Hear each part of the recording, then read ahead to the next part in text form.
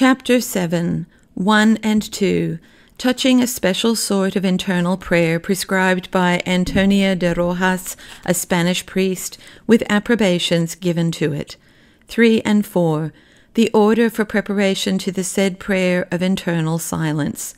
5 through 10, how the said prayer itself is to be exercised. 11 and 12, the great advantages and benefits of the prayer of internal silence. 13, this prayer may become proper for most souls.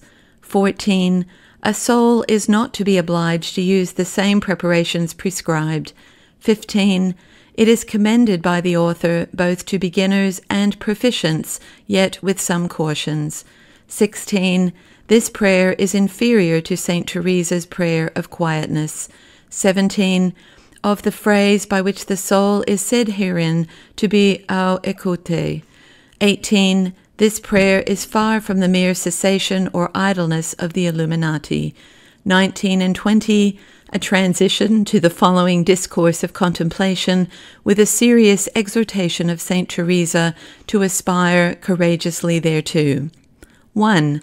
Before we proceed to the supreme degree of prayer, which is pure contemplation, it may be convenient, as it is also pertinent enough, to insert here as an appendix to these instructions concerning the prayer of forced acts of the will, a certain exercise of internal prayer pertaining to this same degree, though in regard of the soul's behavior much differing. It is a prayer of internal silence, quietness, and repose, in which there is no meditation at all, any acts of the will expressly and directly framed, being rather a kind of virtual and habitual attention to God than a formal and direct tendance to Him. Yet is this a far inferior degree of prayer than is that prayer of quietness which St. Teresa speaks of and experienced, which was indeed supernatural contemplation. 2. The first that published a treatise purposely of this kind of prayer was Antonio de Rojas, a devout Spanish priest and doctor, in a book called The Life of the Spirit Approved, with large eulogies by no less than 9 eminent doctors, bishops, or inquisitors, so that there can be no reasonable grounds to doubt of the lawfulness, convenience, and security of it. It hath, moreover, been translated and published in French, and recommended by several other doctors. 3. Now the order that the author advises a devout soul to observe in the exercise of this prayer of internal silence, both in regard of preparation thereto and actual exercise of it, is as followeth. 4. In the first place, for preparation, 1. The soul is to examine and purify her conscience with a prudent, diligent search.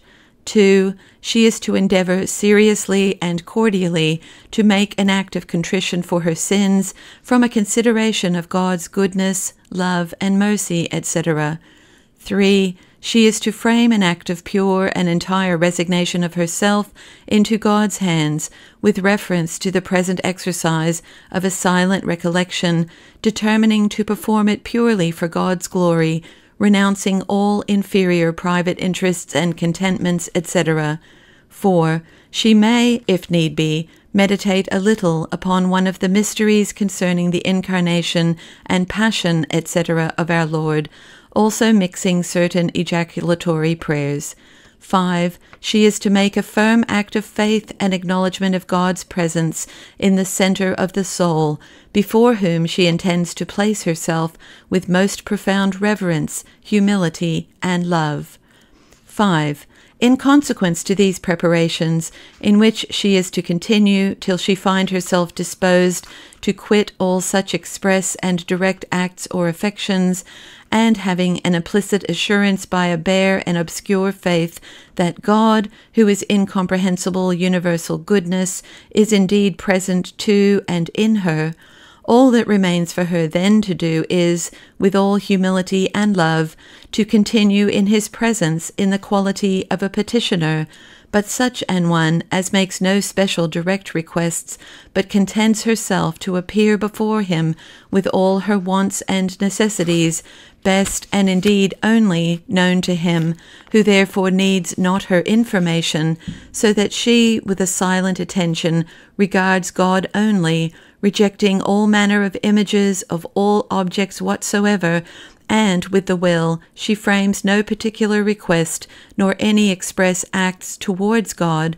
but remains in an entire silence both of tongue and thoughts, the virtue of the precedent direct acts remaining in her, with a sweet, tacit consent of love in the will, permitting God to take an entire possession of the soul, as of a temple wholly belonging and consecrated to him, in which he is already present. 6.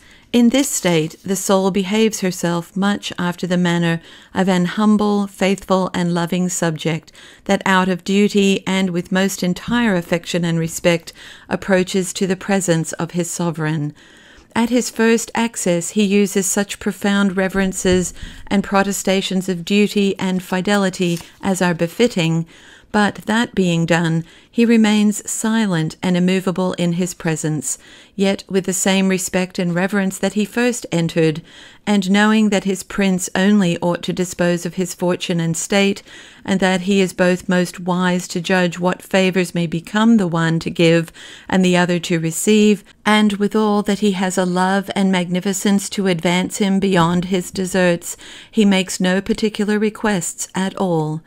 Now, the reverence that he shows him is not by making any express reflections, or inward saying, "The king is here, to whom I owe all duty, love, and obedience," for, knowing him to be present, there is no need of renewing either speeches or thoughts that he is so, and really exhibiting all manner of respect to him, it would be to no purpose to make either internal or external professions of it.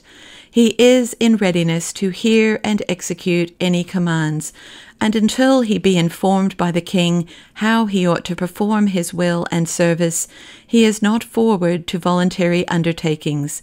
So does the soul, according to the instructions of Rojas, behave herself in God's presence, not renewing, but only persevering in the virtue of those direct acts of faith, love, duty, etc., which she framed in the beginning.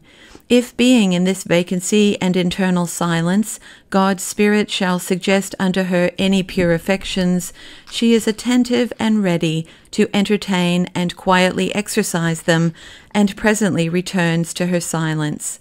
7. If, during this silence, the soul find any aridity, obscurity, or insensibleness in inferior nature, etc., those things do not interrupt her persevering in her silence and virtual exercise of faith, oblation, and resignation, joined with a quiet attention to his will and inspirations. Yet if, indeed, she should forget herself, and that either wandering thoughts or sensual affections should press upon her and divert her attention from God, which can scarce be whilst she is vigilant to expel all images whatsoever that may cause her to break her internal silence, she can easily recover the said silent attention by renewing, if need be, a short express act of faith of the divine presence, etc. 8. In this attention to God, she is far from expecting any extraordinary illuminations, favours, or visits, of which she accounts herself utterly unworthy. 9. Lastly, she has no suspicion or fear lest such a respectful silence should be mere idleness or cessation, for she knows it to be the effect of love and respect. And since an intellectual soul is all activity, so that it cannot continue a moment without some desires, the soul then rejecting all desires towards created objects, she cannot choose but tend inwardly in her affections to God. for which end only she put herself in such a posture of prayer, her tendance then being much like that of the mounting of an eagle after a precedent vigorous springing motion and extension of her wings, which ceasing in virtue thereof, the flight is continued for a good space with a great swiftness, but withal with great stillness, quietness, and ease, without any waving of the wings at all, or the least force used in any member, being in as much ease and stillness as if she were reposing in her nest. 10. This seems to me to be in sum the fashion of that internal prayer of silence recommended by Rojas, which, without any variation, he would have exercised daily, morning and evening, allowing to each recollection about an hour. 11. Now, the advantages that he, not without grounds of reason, attributes to it are, 1. That it causes far more profound recollections than any other kind of set internal prayer, because a soul having, either by a short discourse or exercise of faith, oblation, etc., found him who is the centre of her repose, she then leaves all the rooms and apartments of sense, both external and internal, void and empty, and passes forward to those of the spirit, which are pure, clear, and secure. 2. It doth extremely abate the activity both of the imagination and passions, neither of which doth it suffer to stir at all. 3. God is most perfectly contemplated in it, being apprehended simply and truly by faith in the superior spirit. For as long as there are discourses in the understanding, images permitted to rest in the fancy, and sensible motions of tenderness in the heart, there God is not perfectly and entirely the object of such operations. In spiritus non incommodione Dominus, saith the prophet Elias. God is not in the rushing wind. He is not in the stirrings of passions or of the imagination, but in sibilo aurea tenuis, he is in the silent whisper of a soft air. And saith David, Factus est in pace locus eius, his place of abode is in the clear and peaceful regions of the spirit. 4. Moreover, by this exercise, we come to the most perfect operation of self-annihilation, by which both ourselves and all creatures are so transcended and forgotten as if they were not at all, neither can the devil find where to fasten a temptation. We present to God the temple of our souls empty, to the end he alone may possess it, which he will not fail to do, and withal most richly adorn it, making it fit for such a guest. 12. To these benefits may be added this, which is a great one, and fruitful in many blessings, to wit, that in this exercise all divine virtues are in a very sublime manner exercised, viz. 1. Faith, by which the soul, quitting all discourse and doubting, believes and even perceives the divine presence, by which she conquers the world, exalting herself so much above all created things that they are out of her sight. 2. Hope, because the soul, placing herself before God in the posture of a beggar, confidently expects that he will impart to her both the knowledge of his will and ability to fulfill it. 3. Love, because the soul resolutely affects nothing but correspondence to the divine love. 4. Resignation, since the soul forgets all private interests, has nothing at all to ask, neither repose nor business, but only whatsoever God would have her to enjoy, do, or suffer. 5. Patience, because herein the soul must expect to suffer many aridities, desolations, obscurities, encumbrances of thoughts, temptations, and other internal afflictions, whence it is that Thallerus gives unto an exercise, much resembling this, the name of the afflicting exercise. 6. Purity, for the soul is hereby separated from all adhesion to creatures, being united to God only. 7. Mortification, of which here is the very quintessence, for when the soul acts in spirit only, then the flesh becomes insipid and without taste, saith St. Gregory. The flesh with all its desires is here slain, as it were, and buried out of the way. The eyes see nothing pleasing to sense, the ears hear nothing, the tongue is silent, a curtain is drawn before all images and representations in the memory, the will is separated from all created things, neither willing nor nilling any of them, but permitting God to will for her. 8. Obedience, for the understanding contracts and abases the wings of all discourses and disputes against anything that God commands. 9. Humility in the most perfect degree, because the soul therein and thereby is even reduced to nothing. 10. In a word, here is adoration, sacrifice, devotion, and all graces united together, where creatures are excluded, and God with all his perfections is alone exposed to all the faculties of the soul to be contemplated by the mind, embraced by the will, and to be the sole object of all her operations. Here is abstraction in perfection, and, as Thallerus saith, all virtues are learnt in learning abstraction. 13. This is an exercise fit for all sorts almost, and all dispositions of souls. Learning is but a small furtherance, neither need it be any hindrance to it. It excludes no other kind of prayer, exercise, or devotion, for any kind of prayer may be used as a preparation to find God in the Spirit, and that being once done, the soul is to chase away all objects that are not God, that she may be united to him alone, knowing him most perfectly by ignorance, approaching to him by resting and forbearing all motion, and conversing with him most comfortably and profitably by silence. By this holy idleness in pure recollective prayer, the soul attains to a clear and most comfortable experience of that which is obscurely apprehended by faith, and cannot be known by discourse. This is that mors angelorum, death of angels, that Saint Bernard desired, by virtue of which they regard not, neither live in themselves, as the apostate angels did, but in God only, and God in them. There is no other act of the understanding exercised in this, but that only which is the most perfect, to wit, simple intelligence, which is incapable of error, and the will seeks nothing, desires nothing, but enjoys all. 14.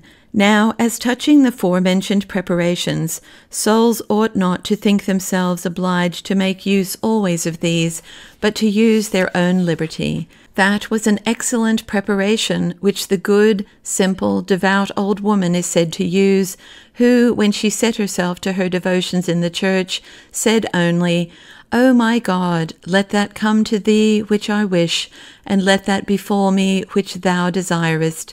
And having said this, presently, with the belief of God's presence, she abandoned herself into God's hands, remaining in this silent, busy idleness and negative knowledge, more full of fervour and light than all the speculations of the schools or studious meditations of cloisters. 15. Now, whereas the author commends this exercise, both the perfect and imperfect, confidently affirming that any one may securely begin with it, even at the first entrance into a spiritual course, as many have done with great and speedy profit, I conceive that in such a case there will be need of more than ordinary courage in beginners to prosecute it, for their understandings and inward senses not yet being stored with good images to chase away vain distractions, nor their wills sufficiently inflamed with holy desires, it is not possible but they must often be assaulted terribly with most tedious aridities, passions, etc. They will be oft suspicious that they spend most of their recollections in a mere fruitless idleness, and so will be apt to fall into doubts, and to betake themselves to unquiet consultations with others. But if they can avoid this, and resolutely go on, notwithstanding these discouragements, no doubt they will reap inestimable benefits by it. But considering these great temptations and dangers, I should judge that the most secure way is not to adventure upon this exercise at the beginning, till one be arrived to the practice of immediate acts, and also in the prosecution of it, it will be necessary to use great abstraction of life, and to practice likewise out of time of prayer the same internal silence, calming both the busy working of the imagination and stilling the motions of even good desires, both in study, working, saying the office, etc. 16.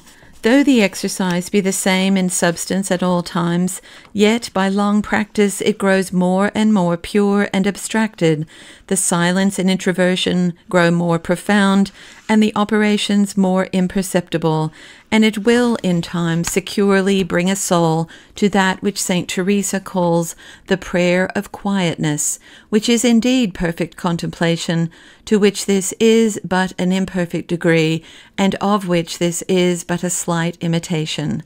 17. Some spiritual writers do express the state and behavior of a soul in such a kind of prayer as this, by this phrase, that the soul is then auk escute. That is, she is watching and attending what God will speak to her or work in her. This phrase is to some very suspicious and offensive, as if it implied that the practisers of such prayer did pretend to extraordinary visitations and favours, from which, notwithstanding, they are wholly averse, and they mean no more by the phrase, but only to signify that the most perfect disposition that a soul can put herself in to receive divine lights, and to be enabled to tend purely and spiritually to God, is by silencing all noise of creatures and their images, by quieting all motions of passions, by admitting no other operation of the understanding but simple intelligence of objects apprehended by faith, and lastly, by a real embracing with the will no other object but God himself, without reflecting or professing that the will adheres to him. It is surely a far more perfect expression of resignation to the divine will in any difficulty and affliction, really and quietly to embrace it with perfect silence, than to busy oneself with profession that one does embrace it, as also actually and indeed to love, than to say one loves, etc. 18. Now, though no distinct reflecting or otherwise express acts, either of the understanding or will, are admitted into this exercise, yet the soul is far from that mere cessation or non-actuation professed by the frantic illuminates. For here the soul is in a case like to a tender mother with unspeakable satisfaction regarding her most amiable child. She all the while says nothing, neither thinks any express distinct thought of which she can give any account, yet both her mind and will also are busy. Yea, the mind in one simple regard has the virtue of many long discourses, and the will in one quiet continued application has the quintessence of 1,000 distinct affections. In like manner, a soul does actually regard God, and being in his presence, she does really with adoration, humility, resignation, and love behave herself towards him. And what need is there that she should tell him that she does acknowledge his presence, or that she does adore, love, and resign herself to him? She rather chooses the psalmist's way of praising and serving God, who, instead of the Latin interpretation, Te decet hymnus Deus in Sion, Psalm 64, in the Hebrew expression followed by the Septuagint saith, Domine tibi silentium laus est, silence is praise to thee, O Lord. And indeed the most effectual becoming praise of all other it is, proceeding out of a deep sense of his incomprehensible perfections and majesty, whom the seraphim contemplate by covering their faces, and glorify most perfectly in that profound and awful half-hour's silence mentioned in the Apocalypse. 19. Thus we conclude our instructions concerning the two inferior degrees of internal affective prayer. The remainder of this book will be employed about the blessed fruit of all our labors, to wit, perfect contemplation, the advices about which are not meant for the informing of those that are arrived thereto, for they have a divine light shining brightly in their hearts, beyond all human instructions, but for the encouragement of those that tend towards so divine a state, that will abundantly recompense all the labours, pains, bitternesses, and contradictions that occur in the way. Yea, though the well-minded soul should never in this life attain thereto, yet faithfully tending toward it to her last hour, she will not want even here a sufficient recompense of divine light and graces, with an inestimable comfort of mind at her death, and afterwards she will not fail of the peculiar crown due to those that here do aspire to contemplation. 20. Let no excuses, therefore, be admitted, no encumbrances hinder souls, those especially whose profession and state is contemplation, to pursue the ways of prayer proper thereto, with all courage and perseverance. For, as St. Teresa saith, it is of great importance to have a resolute determination and fixed purpose of mind, never to desist from diligent endeavours, until at length we come to drink of this water of life, I mean supernatural prayer. Labour, therefore, for it, come what will come from your labour, succeed what may succeed, though it cost never so great a price, and never so much travail. Let who will murmur at it, whether we attain to it or die in the way, although the heart faint and break asunder with the excessive pains undergone for it. Yea, though all the world be in an uproar against it, and would fright us with telling of the dangers that are in the way.